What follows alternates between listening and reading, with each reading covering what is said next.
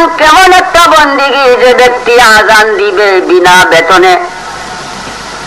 স্বামী নামক কেতাবে আছে, শহীদ হইয়া মরব, শহীদের সঙ্গে হাসর হবে বিনা হিসাবে বেহেশতি। মুয়াজ্জিনের জন্য হাদিস শরীফে আছে, মুয়াজ্জিনের স্কন্ধ হাসরের মাঠে সকলের ঊর্ধ্বে উঁচু থাকবে।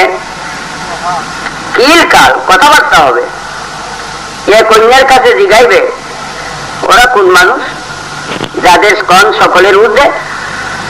মুনাদি হবে, আল্লাহর পক্ষ থেকে আওয়াজ আসবে যে এরা মুয়াজ্জিন। মসজিদে আযান দিত, তাই আজকে সকলের ঊর্ধ্বে সম্মান দেওয়া হচ্ছে, বিনা হিসাবে তারা বেহেশতি। আযান,